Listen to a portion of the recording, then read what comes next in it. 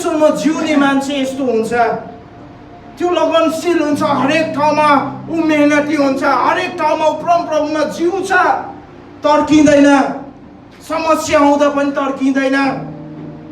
बाधा थियो नि उसँग, बाउ आमाले लखेड्यो, भाइहरूले बेच्यो, त्यही पनि प्रभुलाई छोडेन, उसले परमेश्वरलाई छोडेन।